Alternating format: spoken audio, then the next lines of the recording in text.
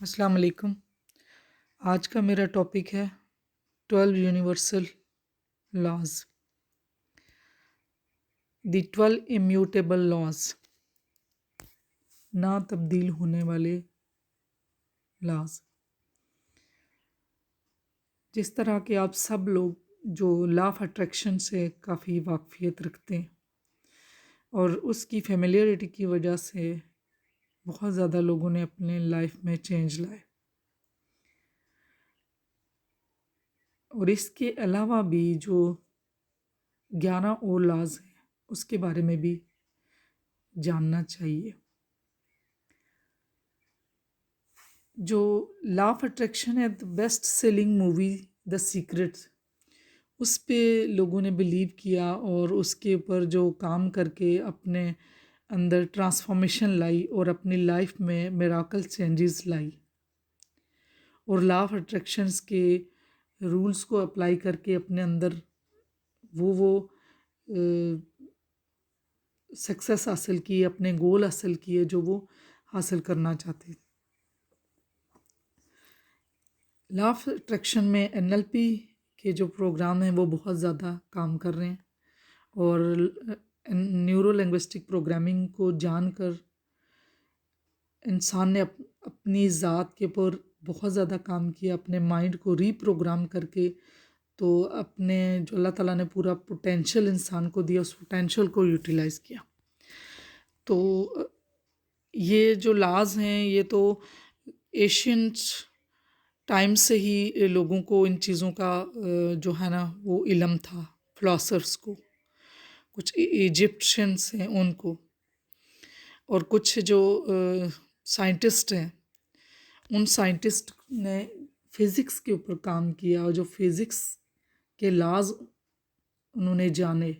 Physics का भी मतलब ये है कि नेचुरल एनर्जी के बारे में जाना, तो उससे ये चीज़ें काफ़ी क्लियर हुई कि हम सारे एक मैस एनर्जी हैं। हम सब एनर्जी लेवल पे सब एक दूसरे से कनेक्टेड हैं। तकरीबन 100 से ज़्यादा जो है ना वो यूनिवर्सल लॉ मौजूद है, एग्जिस्ट करते हैं, जो जिनके ऊपर ये कायनात इवॉल्व करती है और ऑपरेट करती है। लेकिन ज़रूरी है कि हम एटलीस्ट 12 लॉज के बारे में जानें और इनके बारे में डीपली नॉलेज लें। तो आज मैं 12 यूनिवर्सल लॉज की अब ज़रा डिटेल में एक एक के बारे में एक्सप्लेन करूँगी। Number 1, law of oneness. Number 2, law of vibration.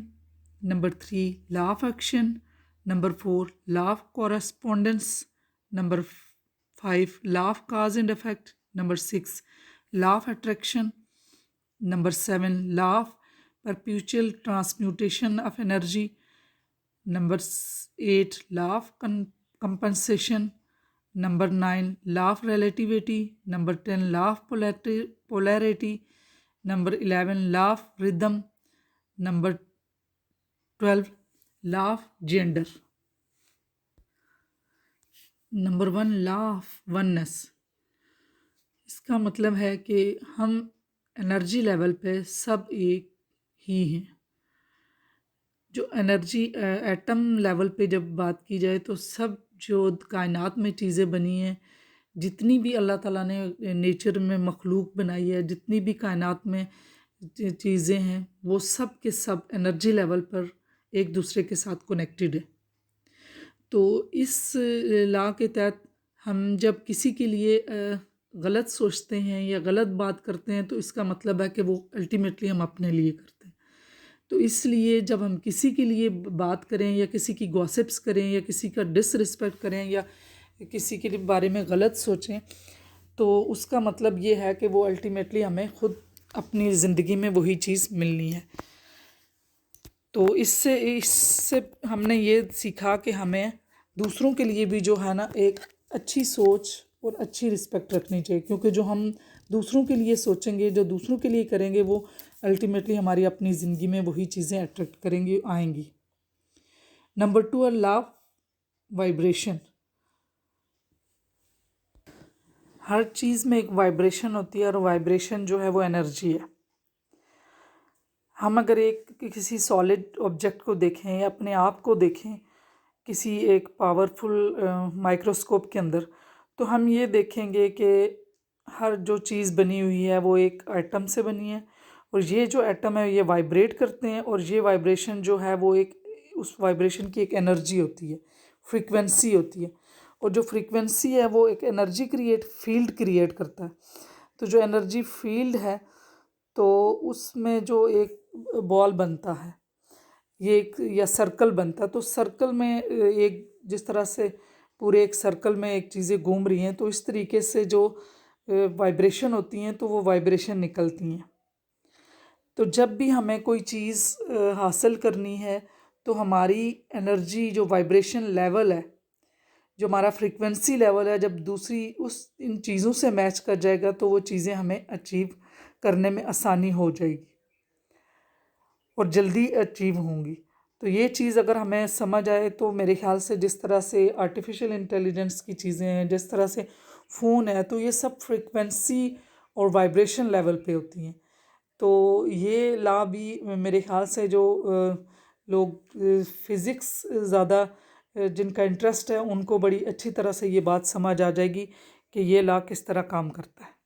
Energy levels को मैच करना बहुत ज़रूरी है, और हमें एनर्जी लेवल मैच करते हैं तो हमारी जो भी हम ट्रांसफॉर्मेशन करना चाहते हैं, जो जो गोल अचीव करना चाहते हैं, तो वो जल्द अचीव हो जाता है। Number third, the law of action. ये न्यूटन का थर्ड लॉ ऑफ एक्शन है। हर एक्शन का एक रिएक्शन होता है। तो जिस तरह हम कोई भी काम करते हैं तो उस एक्शन का रिएक्शन होगा। नेगेटिव काम करेंगे तो उसका नेगेटिव रिएक्शन आएगा, पॉजिटिव करेंगे तो positive. Law of corresponding, number fourth. Everything is a reflection. इसका मतलब है कि हर चीज़ का रिफ्लेक्ट भी होता है, उसका एक्स भी होता है। तो अगर कोई चीज़ हम अगर जिस तरह से हमने अपने आप को चेंज करना, बाहर से चेंज करना है, तो वी मस्ट चेंज इनसाइड। इसका मतलब है कि हमें अपने आप को इनसाइड से चेंज करेंगे तो हमारे जो पर्सनैलिटी पे और ज़ाहरी जो चीज़ों पे इफ़ेक्ट आएगा तो वो हमारे इनसाइड से आएगा। तो हमें खुद को जो है ना, अगर इंस्पायरेशन करनी है तो सबसे पहले हम अपने आप को मोटिवेशन बुक्स पढ़ें, मोटिवेशन लेक्चर्स सुनें, और अगर किसी परेशानियां और कोई फ्रस्ट्रेशन है तो उनको हम अपने इंटरनल उनको वॉश आउट करें, तो हमारा एक्सटर्नल खुद ब खुद जो है ना वो जो रिफ्लेक्ट करेगा एक अच्छी पर्सनैलिटी का। Number fifth, the law of cause and effect. इस लॉ का मतलब ये है कि हम जो भी काम करते हैं उसका रिज़ल्ट हमें वही मिलेगा। अगर हमने जो जो चीज़ बोई है वही हमने काटनी है। हर काज का कोई ना कोई इफ़ेक्ट होता है। अगर हम कुछ भी ज़मीन में कोई बीज बो रहे हैं तो हमें उससे पहले ज़मीन को इस चीज़ से गर्ज नहीं है कि हमने क्या बीज बोया, वो जो बोया है वो वही उगेगा। तो हमें कुछ बीज बोने से पहले अच्छी तरह से सोच लेना चाहिए कि ये सीड सही है या नहीं है। जिस तरह से हमारी थॉट्स हैं, अगर वो पॉजिटिव थॉट्स हैं या नेगेटिव हैं या परेशानी की हैं, जो या पेन की हैं या जेलसी की हैं या हसद की हैं, या हमारी कोई इस तरह इल विशेज़ हैं, तो जो भी हमने जिस तरह की अपने माइंड में जो चीज़ें डाली हैं वही चीज़ें हमें वापस मिलेंगी। तो हमें चाहिए कि हम पॉजिटिव थॉट्स को अपने माइंड में जगह दें तो हमें पॉजिटिव आउटपुट मिलेगा। Number six, the law of attraction, the most common law in the world of manifestation. इसका सिंपल मतलब है लाइक अट्रैक्ट्स लाइक। कायनात को इस चीज़ से बिल्कुल गर्ज नहीं है कि आपने नेगेटिव भेजा या पॉजिटिव भेजा। जो चीज़ भेजी जाएगी बैक टू वही मिलेगी। कायनात उसको जज नहीं करेगी, कायनात उसको प्रेफरेंस नहीं देगी। जो एनर्जी भेजी है वही एनर्जी वापस आएगी। अगर पॉजिटिव एनर्जी दी है तो वापस पॉजिटिव एनर्जी मिलेगी, नेगेटिव एनर्जी ये दी है तो नेगेटिव एनर्जी मिलेगी। तो एनर्जी भेजने से पहले, किसी के लिए कोई नेगेटिव वर्ड्स सोचने से पहले, नेगेटिव बात किसी के लिए करने से पहले सोच लें कि जो चीज़ हम इस कायनात में, हम यूनिवर्स में जो चीज़ हम भेजेंगे वही हमें वापस मिलेगी। ये लॉ है नेचर का। हम अपने लिए भी जो अगर नेगेटिव सोचेंगे तो हमारे साथ नेगेटिव होगा, पॉजिटिव सोचेंगे तो हमारे साथ पॉजिटिव होगा। ये लॉ ऑफ अट्रैक्शन है। जिस चीज़ की, जो चीज़ भी हमने खुद को सोचा, अपने अंदर जो चीज़ रखी वही हमारे तरफ अट्रैक्ट करके आएगी। Number 7, the law of perpetual transmutation of energy. We have the power to change our life as soon as we decide to change it. इसका मतलब है कि एनर्जी जो है वो तब्दील हो सकती है। वो हम एक एनर्जी हैं, नेगेटिव एनर्जी को हम पॉजिटिव एनर्जी में चेंज कर सकते हैं। तो इसका मतलब ये है कि हमें कभी भी, किसी टाइम भी हम जो चाहें हम खुद को बदल सकते हैं, अपनी नेगेटिव थॉट्स को चेंज कर सकते हैं। जब हम अपनी नेगेटिव थॉट्स को चेंज करेंगे तो पॉजिटिव थॉट्स लाएंगे तो जो हम चाहेंगे तो वो हम हासिल कर सकते हैं।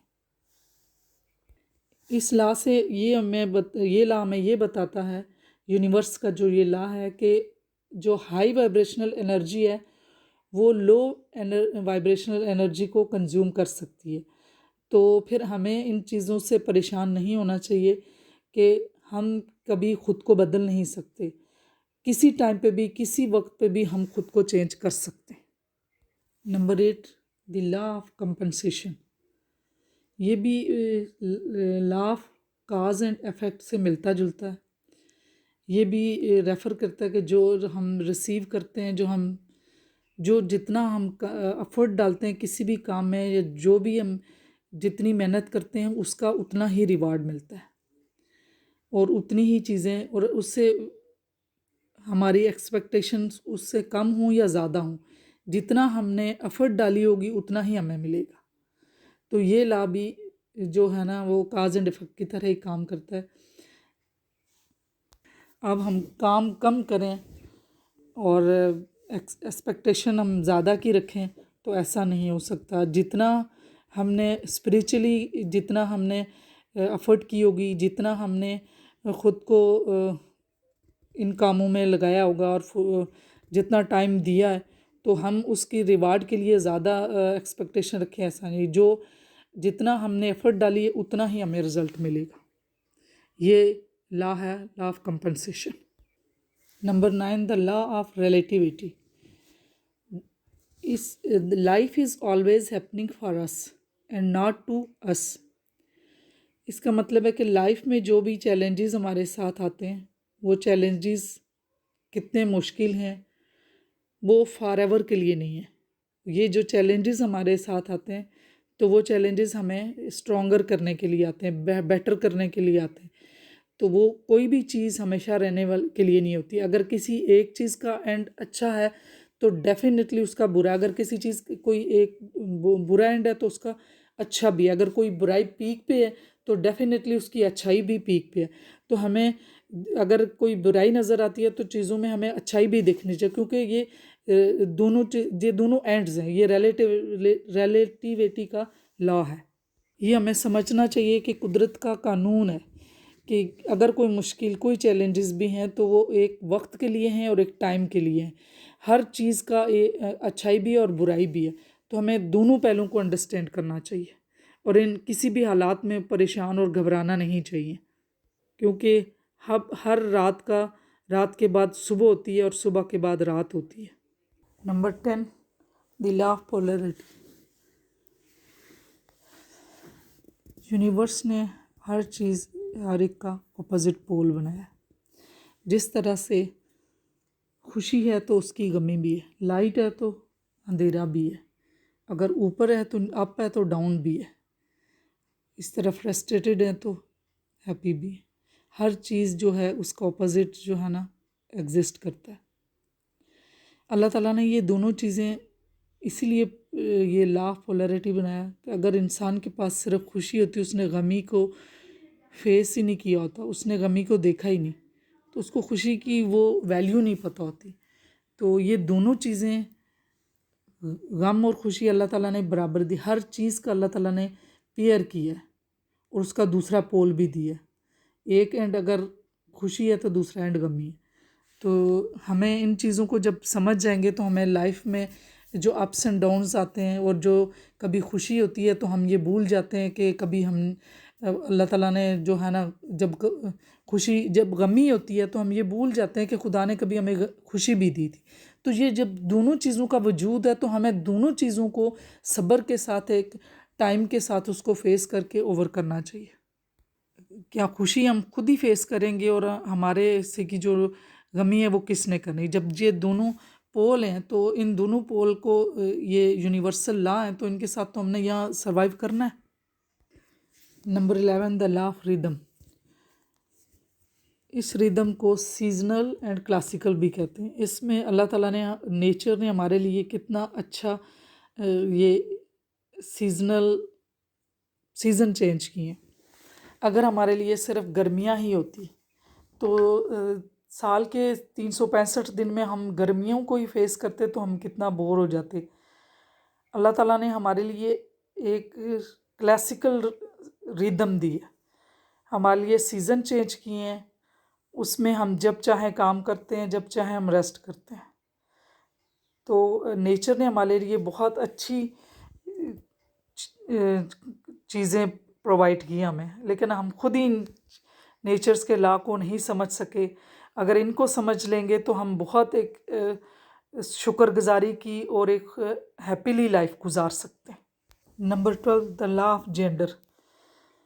इसका मतलब है कि कायनात में हर चीज़ फेमिनिन भी है और मैस्कुलिन भी क्वालिटीज़ रखती है। और हर जितनी अल्लाह ताला ने चीज़ें जानदार बनाई हैं, बेजान चीज़ें हैं, हर चीज़ में जो अल्लाह ताला ने उसमें फेमिनिनसी और मैस्कुलिनली रखी है और उनका गेस्टेशनल पीरियड है। अगर प्लांट भी देखें तो खजूर का दरख्त है तो उसमें भी मेल और फीमेल है। जैतून का दरख्त है तो उसमें भी मेल एंड फीमेल है। अल्फाज देखें तो उनमें भी पेयर्स हैं, उनमें भी दोस्ती और दुश्मनी है। अल्लाह ताला ने हर चीज़ को पेयर में पैदा किया। तो फिर जब हमें कुदरत ने जो क़वानीन बनाया, अगर उन पे हम गौर व फिक्र करके अपनी लाइफ के साथ मुतमईन होंगे और इन क़वानीन को समझ के ज़िंदगी गुजारेंगे तो हमें बहुत अच्छे तरीके से ज़िंदगी को गुजारने का सबक मिल जाएगा। आई होप सो कि मेरी ये छोटी सी काविश आपको पसंद आई होगी।